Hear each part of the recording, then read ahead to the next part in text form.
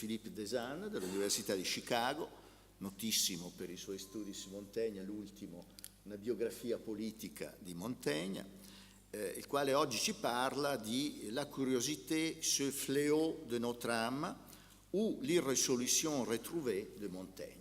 Grazie. Je tiens à remercier le professeur Paganini de m'avoir invité dans cette belle ville, évidemment, et puis m'excuser, vous demander de m'excuser plutôt, de parler en français. Voilà, donc en 1911, un certain docteur Cancalon, dont vous ne connaissez certainement pas le nom, publiait un petit livre intitulé « L'esprit positif et scientifique de Montaigne ».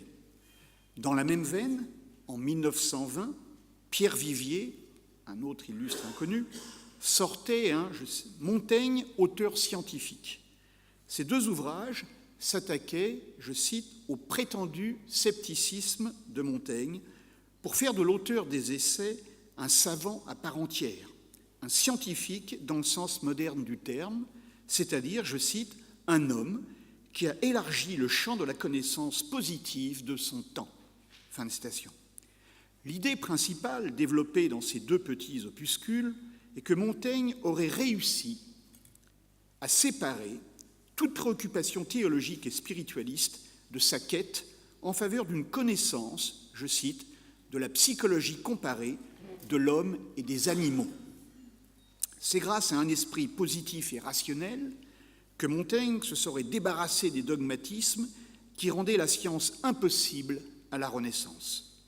Pour ces deux auteurs, la science passe inévitablement par la laïcisation de la pensée et la curiosité apparaît historiquement au moment où l'homme s'est affranchi des dogmes de la religion. C'est pourquoi, selon ces deux auteurs, Montaigne devrait occuper le premier chapitre de tout manuel scolaire d'histoire des sciences. Cancalon argue par exemple que la dissertation de Montaigne sur le langage et l'intelligence des bêtes dans l'apologie de Raymond Sebon représente un moment capital de la pensée scientifique et Montaigne est à la base de la philosophie de la nature.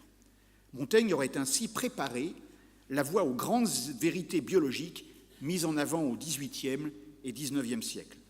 Cancalon conclut par exemple que la méthode positive de Montaigne annonce, je cite, « les esprits qui seront précisément les mieux émancipés de la métaphysique tels que Georges Leroy, Cabanis et Gall. » Selon lui, la théorie de la bienveillance innée chez l'homme de Gall ou encore la lettre sur les animaux de l'homme de Leroy n'aurait ainsi jamais été possible sans le travail préparatoire et les avancées scientifiques effectuées par Montaigne.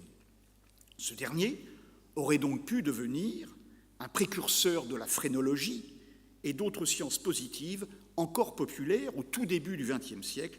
Je pense notamment au médecin criminologue Cesare Lombroso. Vivier affirme pour sa part que Montaigne possédait, je le cite, une tournure scientifique de son esprit, comparable au mathématicien Fermat, à l'érudit Charles de Brosse, auteur d'un traité de la formation mécanique des langues, fin du XVIIIe siècle, à Guiton de Morveau, auteur des éléments de chimie théorique et pratique, également fin du XVIIIe siècle, ou, au XIXe siècle, au paléontologue Gustave Coteau. Pour Vivier, ce qui fait de Montaigne un scientifique à part entière est, encore une fois, son indépendance vis-à-vis des écoles de pensée. Il voit même, chez cet auteur, la naissance de ce qu'il appelle l'esprit français de l'indépendance. Selon lui, Montaigne fut le premier à prôner, par exemple, l'adoption d'instruments fiables permettant de mesurer de manière objective les découvertes et les progrès de la science. Pour toute preuve, il met en avant une citation tirée de l'Apologie où Montaigne préconise effectivement des bases plus objectives et de meilleurs outils scientifiques pour mesurer les avancées de la connaissance. Et je cite ici Montaigne dans l'Apologie. Pour juger des apparences que nous recevons des sujets, il nous faudrait un instrument judicatoire. Pour vérifier cet instrument, il nous y faut de la démonstration. Pour vérifier la démonstration, Un instrument, nous voilà au rouet. Puisque les sens ne peuvent attester notre dispute, étant pleins eux-mêmes d'incertitude, il faut que ce soit la raison. Aucune raison ne s'établira sans aucune autre raison. Nous voilà à reculons jusqu'à l'infini. Évidemment, vous l'avez bien compris, ce passage est un peu plus complexe que ne l'entend Vivier, ce qui ne l'empêche nullement de voir en auteur des essais, je le cite, et là, bien sûr, vous allez me quitter, un géocathodique qui ne peut se trouver en présence directe de l'éther et des espaces cosmiques sans être malade de la tête et de l'estomac, lorsque le voile atmosphérique se forme sans nuage par la seule ascension de l'électricité négative. Vous avez bien compris que la science vient tout d'un coup d'élargir son champ épistémologique, évidemment. La conclusion de Vivier est sans appel. Je le cite, « C'est pourquoi Montaigne, obligé de reprendre des forces avec une nouvelle élévation du potentiel terrestre, avoue qu'il est tardif en tout. » Science, ésotérisme, parapsychologie et occultisme font partie du même champ d'investigation. La boucle est bouclée, le fameux rouet de Montaigne, et nous sommes de retour en pleine Renaissance, pourrait-on dire. Alors, malgré les débordements dans le bizarre et le paranormal, Vivier et Cancalon posent tout de même, à mon avis, une question assez légitime. En quoi la curiosité, et plus particulièrement la curiosité montaignienne, permet-elle le développement de la science ? Cette curiosité, inhérente et nécessaire aux scientifiques, possède pourtant un statut problématique, voire contradictoire, comme on l'a vu dans les essais. C'est cette conception bien particulière de la curiosité chez Montaigne qui retient ici mon attention. Se pose ainsi la question de la curiosité dans l'œuvre de Montaigne. Dans ses folies de rapporter le vrai et le faux à notre suffisance, Montaigne explore les limites de ce qu'il conçoit comme, je cite, une fausse curiosité. Il conclut ainsi le chapitre « La gloire et la curiosité sont les deux fléaux de notre âme. Cette-ci nous conduit à mettre le nez partout, et celle-là nous défaut de rien laisser irrésolu et indécis. » Cette association entre curiosité et irrésolution me paraît essentielle. En effet, dans les essais, la curiosité ne se conçoit souvent que dans son rapport à l'irrésolution, elle-même fréquemment associée à la forme même de l'essai, de l'écriture, chez Montaigne. La curiosité conduit à s'occuper de tout, à discourir sur toutes sortes de sujets, sans pour autant en maîtriser aucun. Il existerait donc un lien essentiel entre la curiosité et le genre même de l'essai. En quoi cette capacité à se mêler de tout, cette curiosité inhérente à l'écriture montaignienne, débouche-t-elle sur des vérités durables ? Car, après tout, la science ne peut déboucher que sur des vérités immuables. C'est même la prémisse nécessaire à toute démarche scientifique, pourrait-on dire. Cette croyance fondamentale est inhérente à l'esprit scientifique. Si, comme le reconnaît Montaigne, il existe une fausse curiosité, néfaste à l'homme civil, comme nous allons le voir, de quelle façon l'indécision permet-elle de pallier le fléau de la curiosité ? Peut-on parler d'une curiosité laissée de côté, une curiosité qui ne conduirait à rien, une curiosité non consommée en quelque sorte chez Montaigne ? Bref, une curiosité nécessaire pour juger des choses et de l'homme, mais ensuite systématiquement repoussée au profit de l'indécision. La méthode d'investigation montaignienne paraît effectivement contradictoire, car comme on le voit, une certaine ambivalence résulte de cette association problématique entre curiosité et irrésolution dans les essais. Certes, Montaigne choisit d'associer la curiosité à un fléau de l'âme, mais presque tous les exemples de fausse curiosité donnés par Montaigne se rapportent au monde matériel, politique et religieux.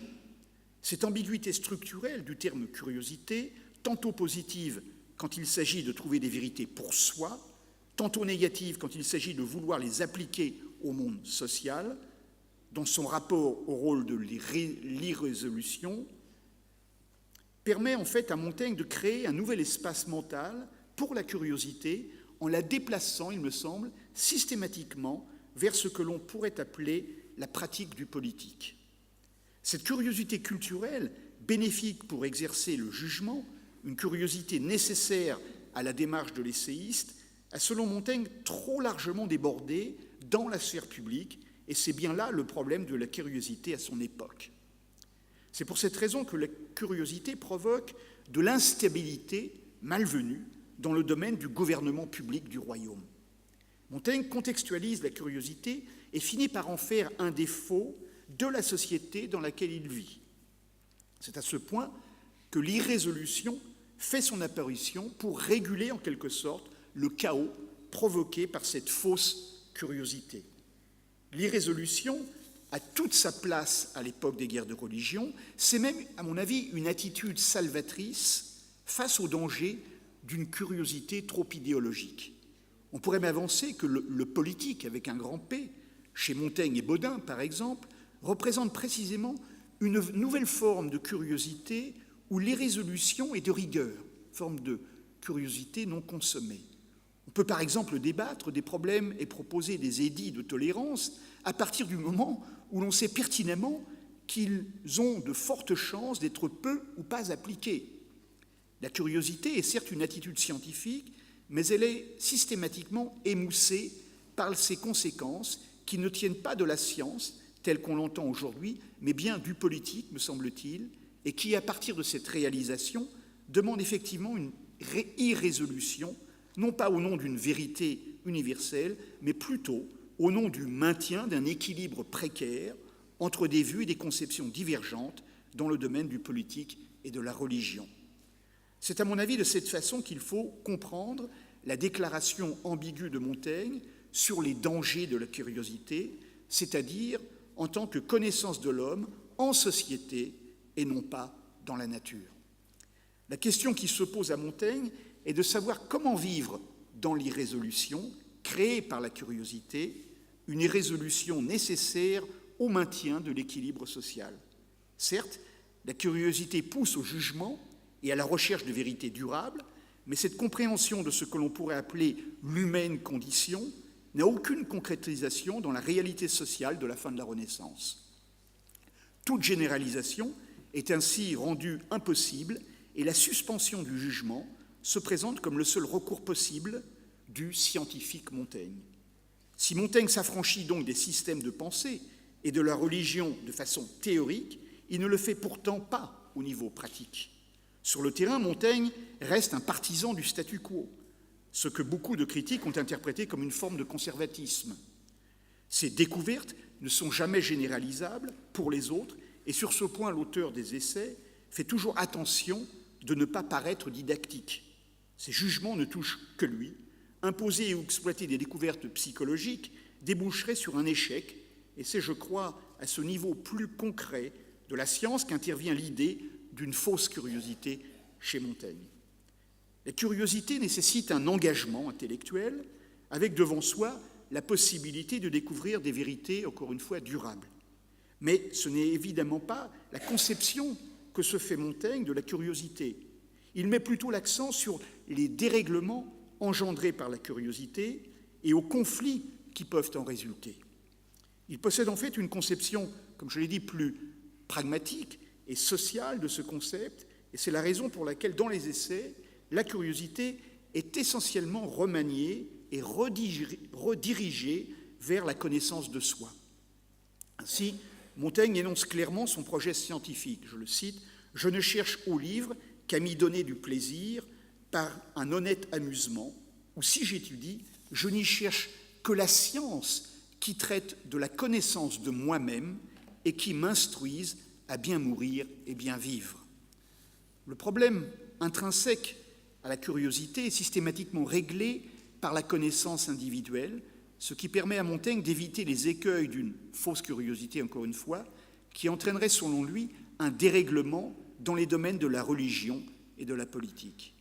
Il nous faut donc créer un système fondé sur l'irrésolution permanente, résultat d'une curiosité néanmoins nécessaire, puisque primordiale, à l'investigation et à l'écriture montaignienne.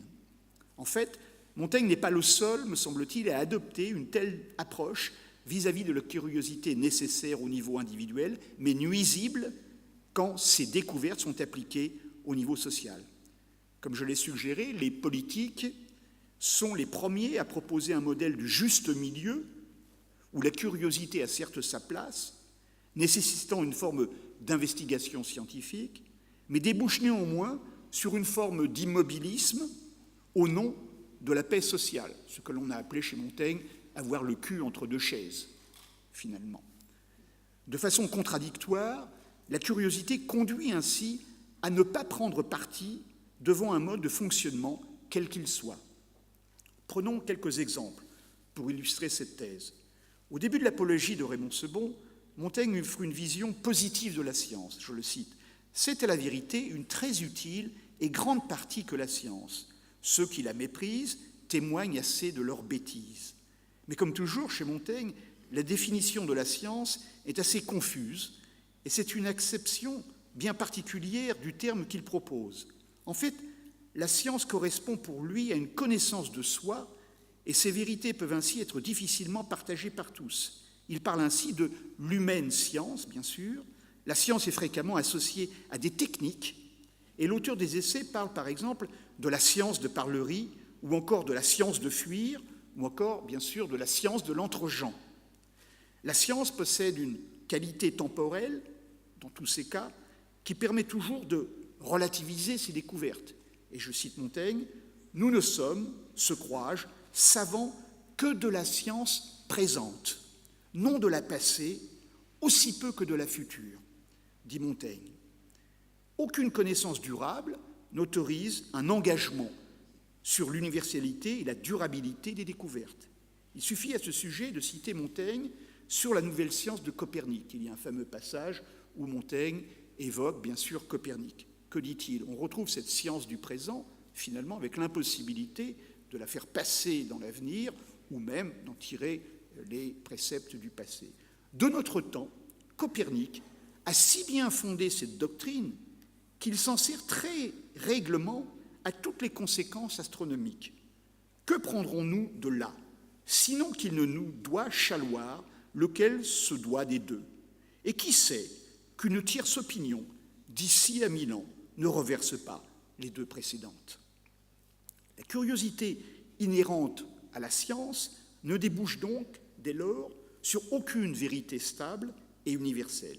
La quête de l'humaine condition apparaît, à mon avis, comme une fausse piste, précisément pour cette raison.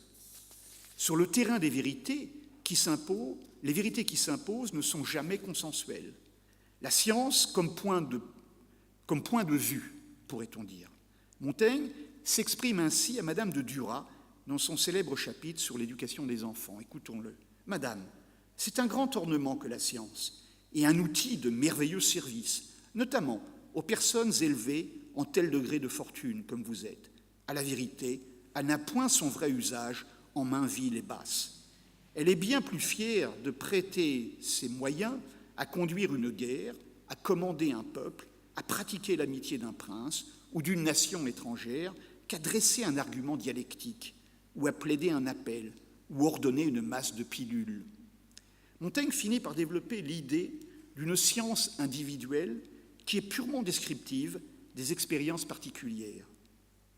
Nous sommes bien loin de la quête de l'humaine condition, à mon avis, et je le cite ici. « Je voudrais que chacun écrivît ce qu'il sait, et autant qu'il en sait, non en cela seulement, mais en tout autre sujet, car tel pour avoir quelque particulière science ou expérience de la nature d'une rivière ou d'une fontaine, qui ne sait au reste que ce que chacun sait. Il entreprendra toutefois, pour faire courir ce petit lopin, d'écrire toute la physique, de ce vice sourdement plusieurs grandes incommodités. » La science devient ainsi une affaire d'opinion, et le terme « l'opinion de science » est essentiel chez Montaigne, car tout passe par le discours. La science se résume à dire le monde. C'est un acte perlocutoire qui énonce une expérience personnelle, peut-être rien de plus. La curiosité bénéfique consiste à répéter les mêmes expériences afin de les décrire de nouveau dans leurs plus infimes variations. C'est là, à mon avis, le projet des essais, pratique d'infinies descriptions sans pour autant tenter de former des modèles ou des préceptes durables. Ces répétitions, qui ne sont jamais identiques, comme si chaque expérimentation scientifique produisait des résultats différents, conduit à une modélisation de l'irrésolu, de l'instable, et à la fameuse branloire peureine montaignienne. Une telle position scientifique émane d'un environnement politico-religieux, à mon avis, qui ne construit rien, mais se contente précisément du statu quo dans le présent. La vie sociale possède d'ailleurs une part de hasard qui ne permet pas de concevoir ce que nous appelons aujourd'hui les sciences sociales. Ceci en dépit de la démarche de Machiavel, au début du siècle, il faut le rappeler, bien sûr, c'est-à-dire à l'époque de l'humanisme radieux et d'une certaine universalisation des comportements humains. À l'époque de Montaigne, il n'est plus question de généraliser quoi que ce soit. Chaque édit de tolérance, chaque confrontation annule d'un coup tout ce qui avait été construit jusqu'à présent. Le quotidien apporte ces remaniements qui infirment toute conception commune du politique. Il en va de même pour la science, pour Montaigne. C'est pourquoi il considère, je le cite, « Nous ne sommes, se crois-je, savants que de la science présente, non de la passée, encore une fois, aussi peu de la future. » La lecture de Lucrèce, il y a 2 lectures de Lucrèce chez Montaigne, la plus intéressante, elle est assez tardive, après 1588. La lecture de Lucrèce lui permet d'établir un parallèle entre le monde des atomes et le monde social. Voilà ce qu'il dit dans une annotation marginale de sa lecture donc de Lucrèce avec les annotations de Lambin. Je le cite. « La disposition des atomes n'est pas calculée et leur mouvement n'est pas déterminé, mais fortuit, duquel se bâtissent toutes choses dans l'univers. » Et encore, autre commentaire de Montaigne, « Mouvement de biais, fort léger et ridicule, que font les atomes. » Montaigne a pourtant quelques difficultés à comprendre les conclusions de Lucrèce. Ainsi, dans un long commentaire, il remarque, et je le cite, « Je ne sais ce que Lucrèce veut dire, car expliquer au contraire un phénomène avec clarté et opter à partir de là tranquillement pour la cause la plus probable, telle est la tâche principale de celui qui, au lieu de se précipiter, avance pas à pas. Et c'est ce qu'il a dit, page 464, à moins qu'il n'ait voulu dire faire comprendre qu'exposer seulement la cause qui semble la plus vraie et omettre les autres ne convient pas à celui qui a entrepris de dire par le menu, tranquillement et en avançant pas à pas, toutes les causes probables que produisent un même phénomène. Selon Montaigne, la spontanéité, le fortuit et le hasard occupent une place centrale dans l'existence humaine. Dans un commentaire dans les marges de son exemplaire du De Rerum Natura, Montaigne reprend l'argumentation matérialiste de Lucrèce pour s'affranchir de la nécessité. Je le cite, « L'inclination fortuite et fort légère qui se fait des atomes empêche que nous soyons forcés, toujours y attachés, à la nécessité ou de la chute contre bas ou de la secousse du heurt étranger. Même la nécessité dépend en définitive des vicissitudes du monde matériel dont on ne peut jamais parfaitement anticiper les phénomènes. Le hasard possède la capacité de rendre compte des différences et des vicissitudes humaines, il enrichit la variété des comportements et permet de comprendre le particulier au sein d'un patron universel qui reste caché malgré tout. Voilà pourquoi il est difficile de décrire un monde où la chance n'aurait plus sa place. La richesse du monde et de la pensée dépend de l'aspect imprévisible de leur déroulement.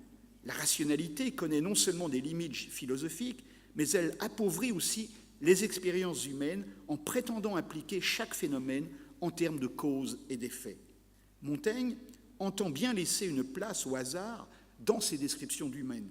L'introduction du clinamen dans la physique épicurienne sera déterminante, il me semble, pour l'auteur des essais, qui voit tout de suite l'intérêt d'un tel concept.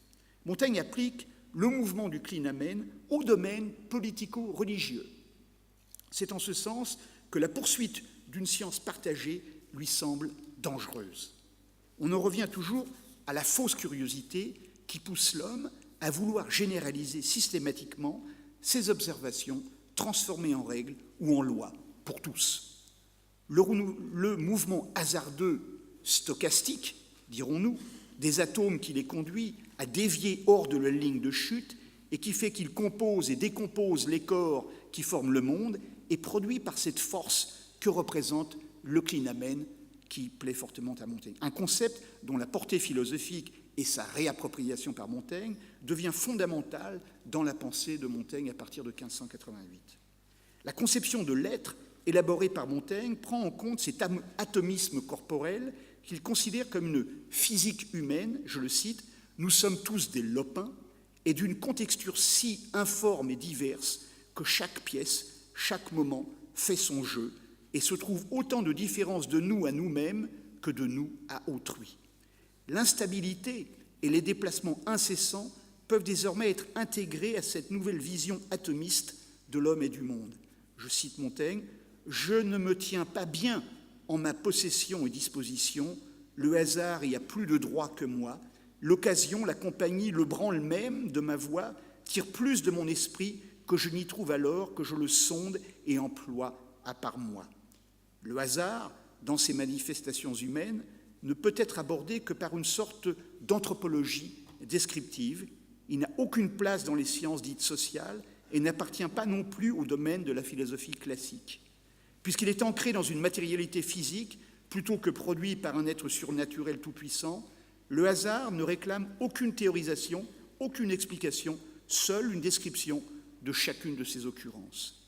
C'est un élément naturel et constitutif de l'homme, l'homme en tant que corps, au même titre que tout autre corps terrestre ou atomique. Cet autre Montaigne, dont nous parle l'auteur des Essais, dans sa compréhension du mouvement des atomes d'Épicure, explique pourquoi il devient possible de se rencontrer de nouveau sans pour autant se reconnaître dans un même texte. Ces déplacements dus au hasard produisent bien un autre Montaigne, « Moi cette heure et moi tantôt, sommes bien deux, mais quand meilleur, je n'en puis dire. » C'est vers cette pluralité ontologique que nous conduit Montaigne. Nous avons ainsi définitivement quitté la science tout en conservant un mode d'investigation qui se complaît à rester privé avant tout. La curiosité est un fléau quand elle touche à la religion et à la politique, mais un mode opératoire pour s'observer et se trouver soi-même dans les infinis méandres des expériences humaines. Face à ces mouvements imprémédités, dans la nature comme dans la société, Montaigne se réclame philosophe d'un genre nouveau, comme vous le savez, c'est cette fameuse phrase, « un philosophe imprémédité et fortuit », un peu comme le clinamen, pourrait-on dire. L'irrésolution n'est donc plus un problème qu'il faut résoudre, mais bien une posture naturelle de l'esprit démontrée quotidiennement par la réelle politique des années 1560 à 1590 qui domine en France à cette époque. La curiosité fait douter des vérités reçues et conduit à une remise en question des dogmes. Face à ce questionnement dangereux pour le maintien de la paix civile, Montaigne se replie sur une forme d'irrésolution qui ne met pas en cause pour autant le principe de curiosité essentiel, encore une fois, au projet des Essais. Pour en revenir à ces deux auteurs du début du XXe siècle, Concallon et Vivier, nous pouvons dire que, contrairement à ce que pensaient ces deux auteurs qui firent de Montaigne un esprit scientifique à part entière, c'est précisément parce qu'il ne s'est pas affranchi, à mon avis, du religieux et du politique, que Montaigne n'a pas pu transformer en objet scientifique les découvertes effectuées par ses propres expériences. L'irrésolution est venue tempérer la curiosité afin de préserver ce statu quo essentiel et conserver ainsi un équilibre dans le domaine du politique et de la religion entre les années 1563 et 1592. L'irrésolution lui permit de se contenter de vérités privées qui ne débouchent sur aucun enseignement et aucune action, surtout. Le fameux conservatisme de Montaigne s'explique ainsi par l'impossibilité de transformer la curiosité en principe scientifique et de généraliser ses découvertes pour les transformer en loi. Les vérités qui émanent de l'expérience personnelle de Montaigne sont toujours fortuites et ne peuvent être modélisées. La définition d'une espèce nouvelle de philosophe donnée par Montaigne dans l'Apologie de Raymond Sebon acquiert alors un sens, ce fameux nouvelle figure, un philosophe prémédité et fortuite, c'est-à-dire un philosophe certes curieux, mais toujours irrésolu devant la variété des expériences humaines. Je vous remercie.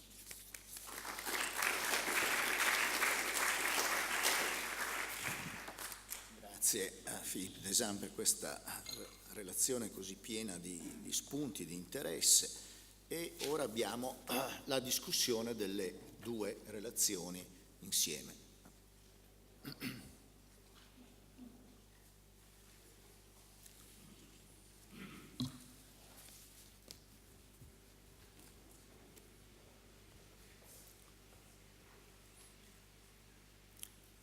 Daniel Garber.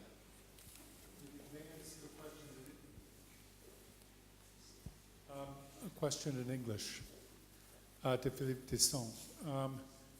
You mentioned the ambivalence of Montaigne with respect to scientific investigation. And in particular, the mention of Copernicus at the end of the Apology, which is really quite remarkable. And I'm wondering, first of all, how Montaigne's ambivalence about scientific investigation related to other attitudes in France at that time. But the other thing I'm wondering about is the reference to Copernicus. Where did he learn about Copernicus?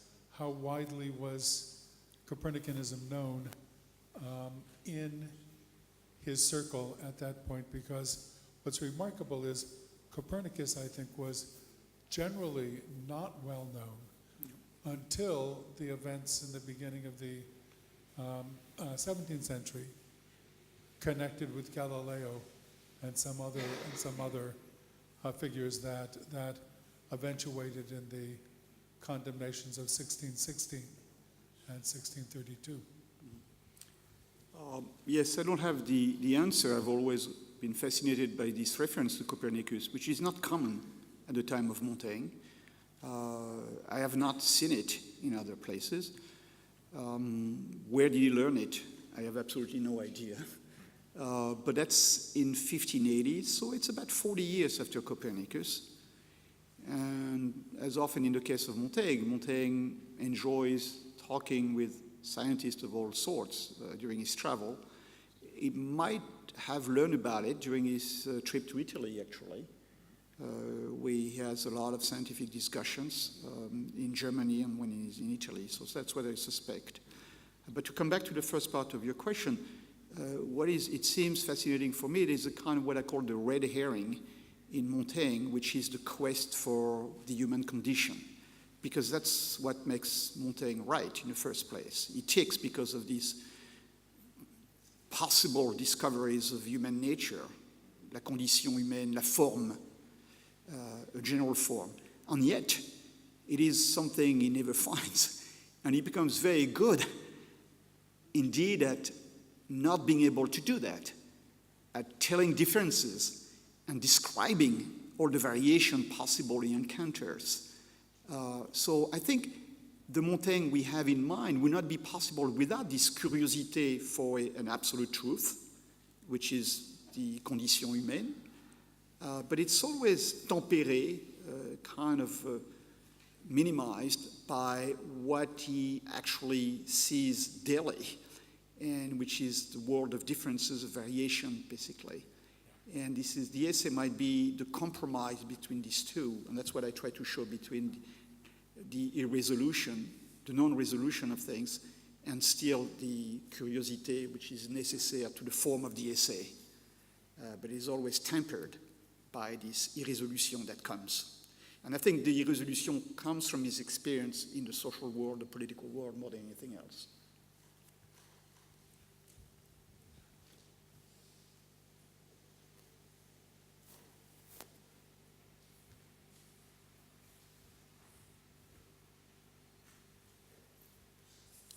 Interventi?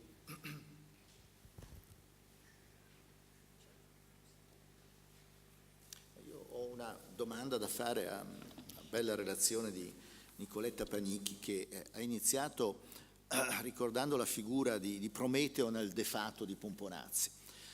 Ovviamente il De Fato era inedito e quindi tu pensi che Montaigne abbia potuto conoscerlo? È piuttosto improbabile. Ci sono altri passi dell'opera di Pomponazzi in cui ritorna la figura di Prometeo? Io non ricordo bene.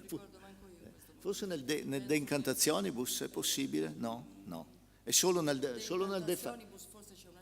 È solo nel De Fato che la figura di Prometeo è elaborata da Pomponazzi. In Montaigne è probabile anch'essa, nonostante circolasse manoscritte eccetera, lì ci sono dei, come dire, più pregnante la presenza. Certo. Sì, c'è specialmente sul discorso sull'immaginazione. È vero che i testi erano molto, come dire, erano un po' dei luoghi comuni che da un autore all'altro si rincorrevano, però negli exempla relativi all'immaginazione devo dire che ho trovato, anche per questo lavoro nuovo che stiamo facendo sull'immaginazione, e devo dire di aver trovato diverse sollecitazioni in Montaigne, insomma, che sembrano derivare da Pomponazzi, in particolare dal De Incantationibus, specialmente per il problema dell'immaginazione, soprattutto il problema dell'immaginazione. Poi ovviamente la figura di Prometeo era molto trasversale, diffusa, ma certo. era molto importante in due testi del Rinascimento e prima del Rinascimento, cioè conosceva le genealogie Deorium Gentilium di Boccaccio? È probabile. È probabile. Sì, è probabile. È probabile. E ovviamente conosceva le Metamorfosi di Ovidio, certo, dove anche lì il mito di Prometeo le leggeva come fossero delle favole da bambino, importante. dice, no? Le leggeva proprio come fossero delle favole, perché conosceva il latino benissimo, era la sua prima lingua, quindi era stato allevato a pane e Metamorfosi. Grazie. Prego. No, volevo semplicemente dire che anche la figura di Prometeo è una banalità che sto dicendo, ma sarà rilanciata successivamente con tanta forza anche nel Seicento, specialmente anche in quel trattato ancora purtroppo poco noto di Antoine de Montchrétien, dove lo lega al problema della nascente economia politica, no? La figura di Prometeo che diventa non solo l'intelletto, ma proprio il fuoco vero per l'attività produttiva. Ecco. Quindi c'è una declinazione molteplice poi a proposito di questa figura che da filosofo, autore assume altre vesti, altre connotazioni, arricchendosi sempre, però devo dire, arricchendosi sempre.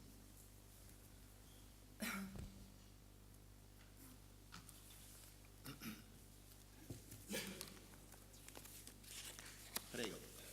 Aspetti il microfono.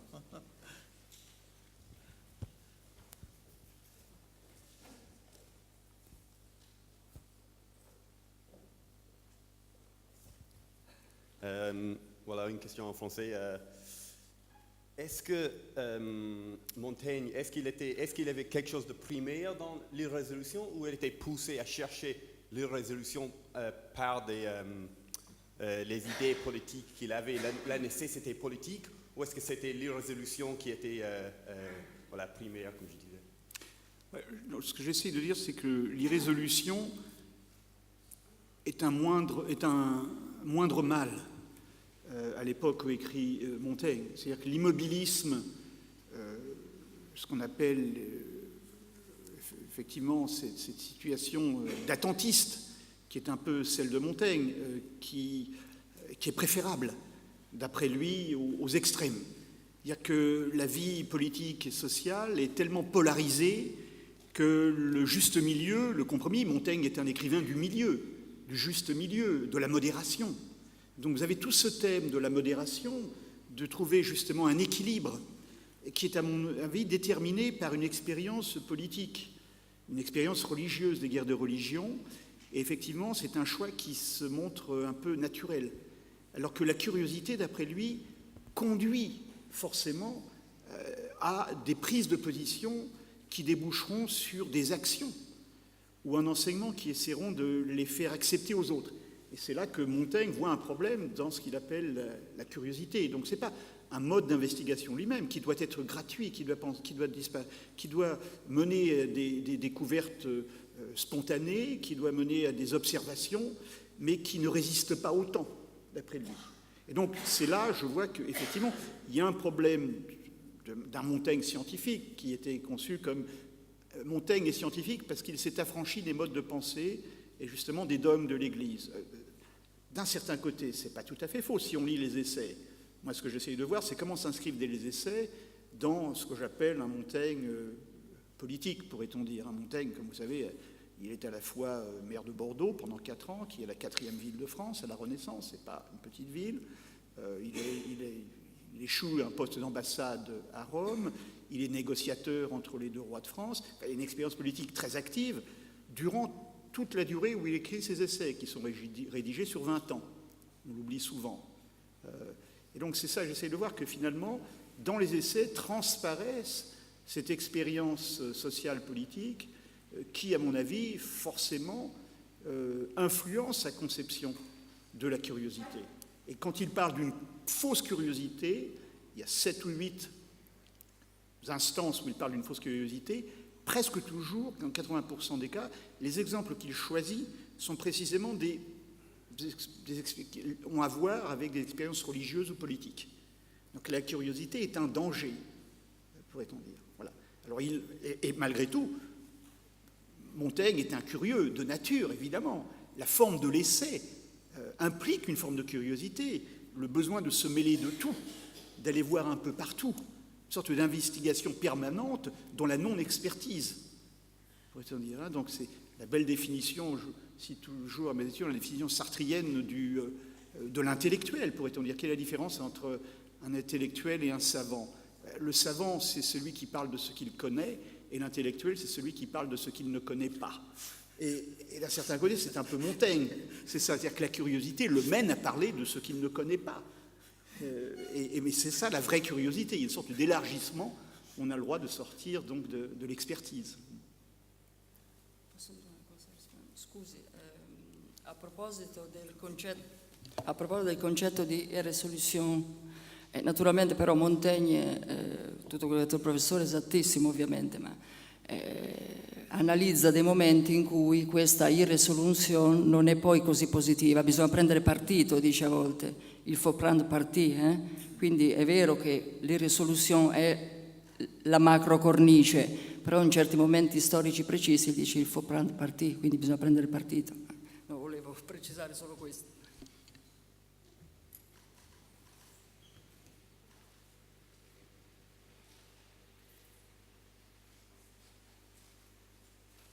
Chris Lawson.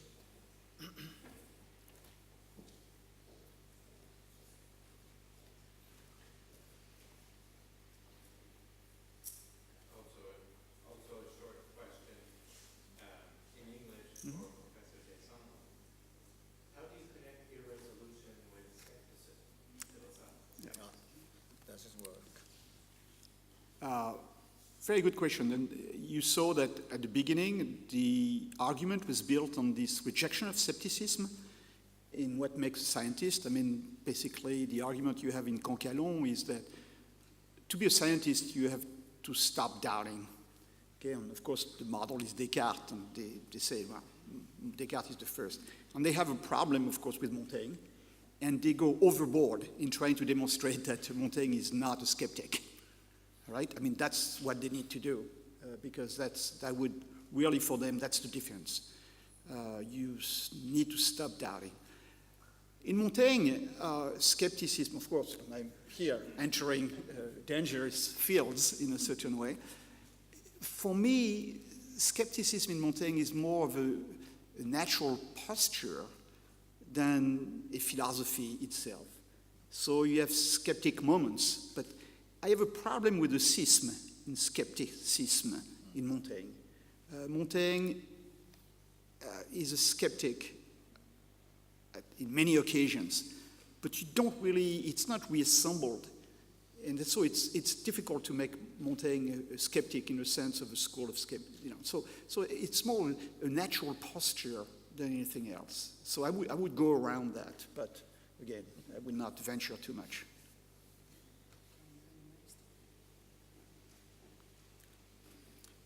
Je laisse de côté pour le moment la discussion sur le scepticisme et je veux en revanche revenir sur un point que tu as touché au début de ta communication pour le refouler, me semble-t-il. Oui. C'est-à-dire le point que tu as évoqué à travers Vivier et l'autre, Vivier, Cancalon. cette idée d'une psychologie comparée de l'homme l'animal. et des animaux, Absolument. qui a une large partie L'apologie. surtout dans l'apologie, et qui aura une fortune chez Hobbes aussi. Et quelle est, pour Montaigne, la place que la curiosité a dans cet essai de psychologie comparée, hein? Alors, Parce que là aussi, on touche au thème de l'ambivalence de la curiosité, qui est une ambivalence aussi entre l'homme et l'animal, dans la mesure où l'homme est à la fois un animal, hein? absolument. Et encore Thierry Gontier va mieux placé que moi pour en parler. Il me semble que chez Montaigne, c'est la capacité de tout rapporter à soi. C'est-à-dire, encore une fois, le monde est un discours avant tout, donc il devient tout à fait possible de comparer l'aspect social des animaux ou l'aspect psychologique des animaux. Et en fait, une grande partie du discours de Montaigne sur les bêtes, c'est de dire, ben voilà, comment ça se passe.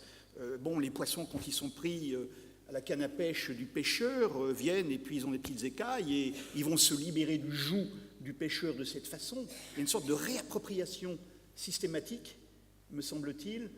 Et donc sa capacité, c'est effectivement de tout faire venir à lui et de ne rien laisser à l'écart. Il n'y a pas d'objet qui ne soit pas capable d'être rapporté à ça. Et ça, il l'assume pleinement.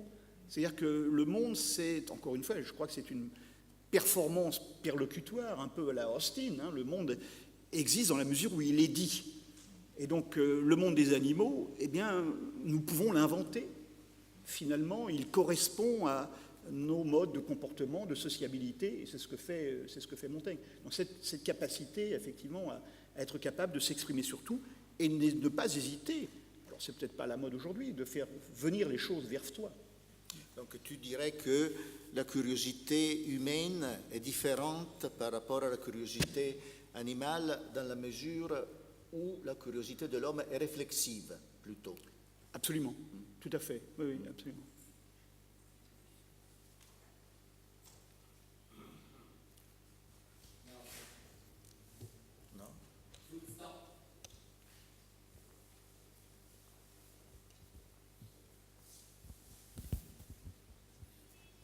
Guardi, io ero arrivato al convegno iniziato, ho sentito parlare lei di Agostino e della comparazione. Se cortesemente mi può riconnettere il discorso della parte agostiniana con... Un po' più forte, un po' più forte.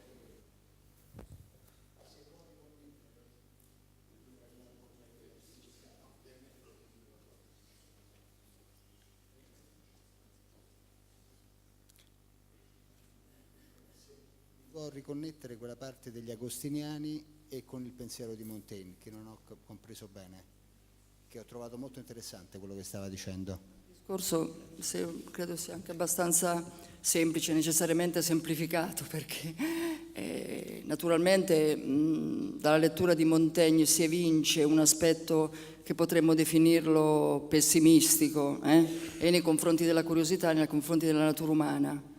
E diciamo in questa composizione di un discorso pessimistico ma poi corretto alla luce di quello che via via sta dicendo, in questa prospettiva la presenza di Agostino è forte, la presenza di Agostino è molto forte e lo influenza non solo per le confessioni ma anche per la città di Dio, anche se in relazione al discorso sulla curiosità io non l'ho potuto dire perché diventava una roba lunghissima, l'ho dovuta tagliare. Nel Devere a religione Agostino sembra un po' smussare questo aspetto pessimistico sull'uomo e sembra, come dire, riconquistare uno spazio di visione verso la speranza, quindi connotare la stessa idea di curiosità di una valenza più positiva.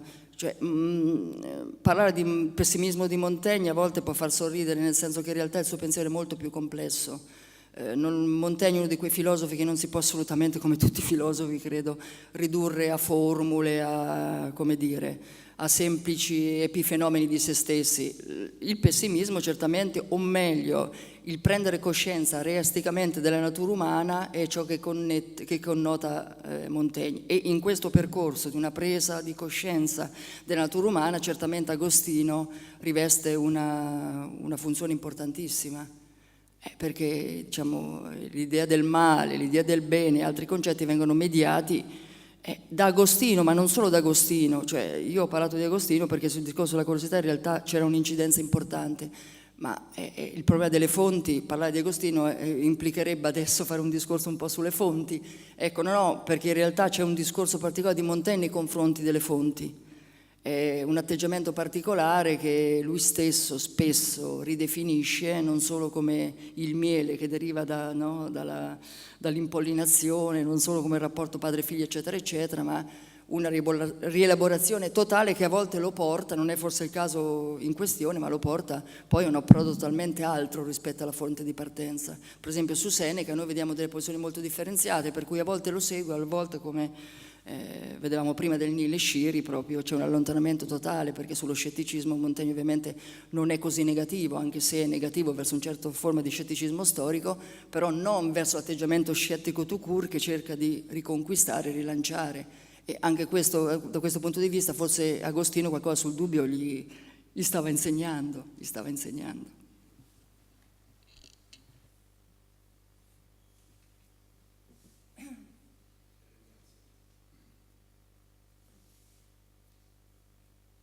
Quando ti riferisci a Montaigne e Agostino, a quali opere di Agostino principalmente faceva riferimento Montaigne per questi temi? Sì, soprattutto le confessioni, naturalmente anche la città di Dio, e poi, ecco, per il cotè più positivo, come dicevo prima, il devere religione, in cui c'è uno sguardo più speranzoso, ecco, su questi stessi temi, perché ovviamente Agostino li riprende, li rilancia ma naturalmente poi c'è Erasmo a piene mani, insomma. Erasmo, il cui stesso percorso è un percorso non omogeneo, ma un percorso, come dire, differenziato, nel senso che l'andamento delle sue argomentazioni nei confronti della curiosità, anche in Erasmo, vanno da un cotè molto negativo a un cotè positivo, quindi questa oscillazione che è rintracciabile negli essai che Montaigne, come spero di aver dimostrato, diciamo, fa sfociare in una certa direzione, in realtà spesso era presente nelle sue stesse fonti che leggeva. Erasmo, sappiamo, lo cita una sola volta negli essai, ma come per Bruno era uno dei suoi testi di chevet, insomma, come un po' per tutti. Di Erasmo cita? Lui parla degli adagi in generale, non cita proprio l'opera precipua, però parla di questi adagi in generale, sì, perché sono una fonte inesauribile di saggezza, come non devo io stare a dirlo perché è talmente ovvia. E naturalmente l'incontro con Agostino, l'incontro con Erasmo, l'incontro con Seneca, c'è sempre questa, come dire, capacità poi da parte di Montaigne saper far incontrare il pensiero pagano e il pensiero cristiano. Secondo me questo è uno dei suoi grandi aspetti, questa capacità di coniugare cristianesimo e paganesimo e di prendere un po' quello che dal suo punto di vista è più poi produttivo e, diciamo così, produce effetti più importanti per il suo stesso pensiero.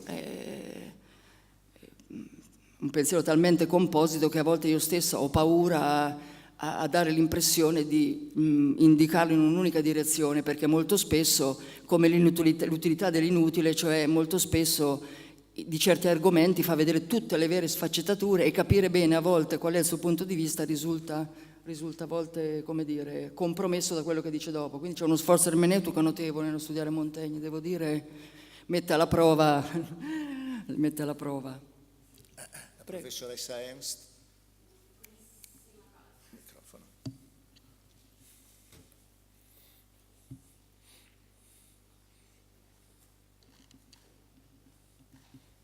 Grazie. No, già che abbiamo parlato di Agostino, mi chiedevo, forse è stato detto, mi è sfuggito, per cui casomai mi scuso, O l'avrò tagliato.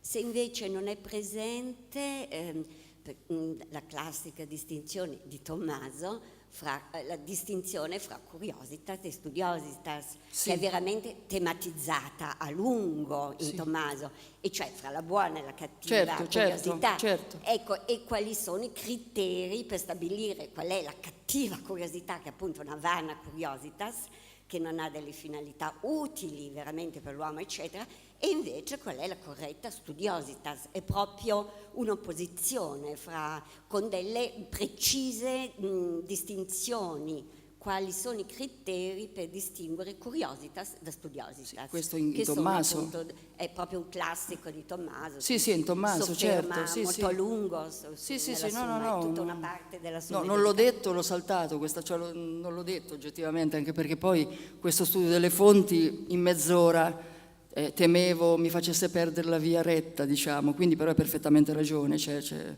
la dicotomia è forte e tale resta però in Tommaso, credo, se non poi questa curiosità buona che è quella che naturalmente si pone come obiettivo, quello che sappiamo, ma in realtà credo che ci sia più Agostino che Tommaso, pur essendo Agostino una fonte importantissima per la storia della curiosità, penso che però in Montaigne agiscano più Agostino e Erasmo che non Tommaso, nonostante quello che tu hai detto per la storia della curiosità è fondamentale. Non ho capito allora. Un momento, il microfono.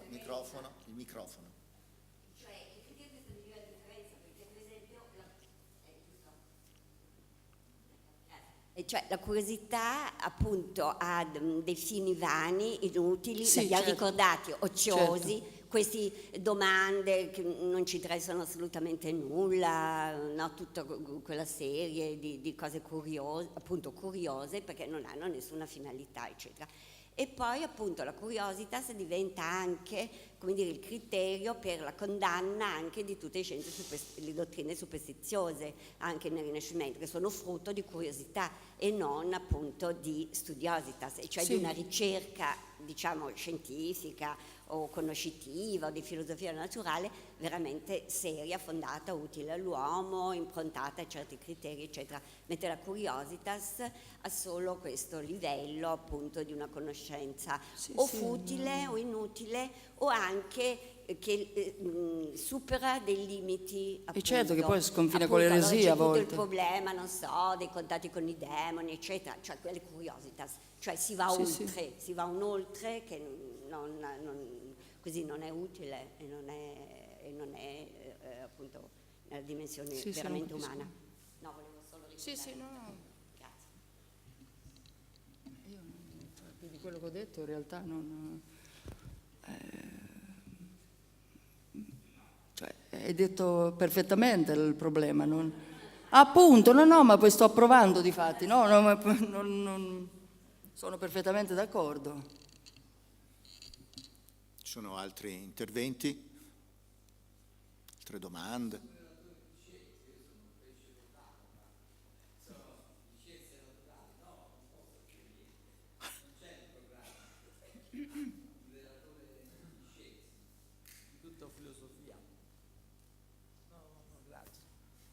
Ma ci sarà una parte di rapporti tra storia della filosofia e storia del pensiero scientifico, ci sarà, deve avere un po' pazienza perché siamo solo all'inizio.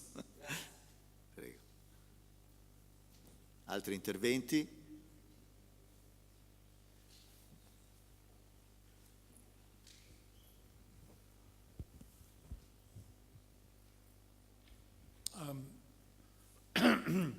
I'd like to return to the question of skepticism that came up. And certainly when you look over all of Montaigne's writings, you don't get a consistent skeptical position. But looking specifically at the argument of the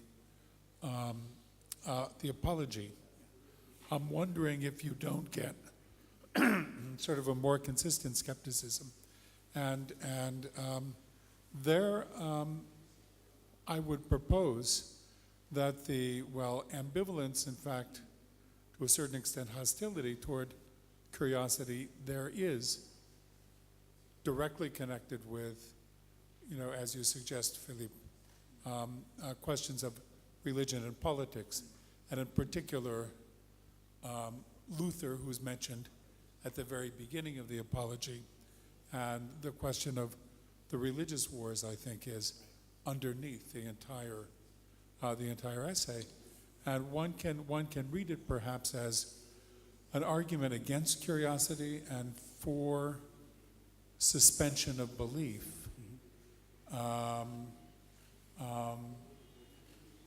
Insofar as curiosity and the belief that Right. one is capable, that human beings are capable of finding the truth Right. can only lead to disagreement, arrogance, or etc.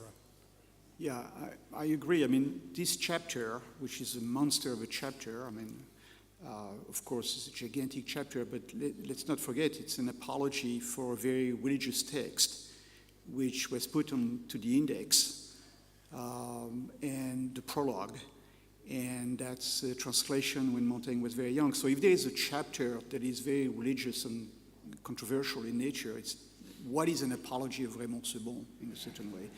And Montaigne has to develop a very ambivalent position, showing that there is some stuff that can be useful there if we apply to the political situation. That's what he says. Let's use reason to argue against the Huguenots, against Luther and Calvin. But at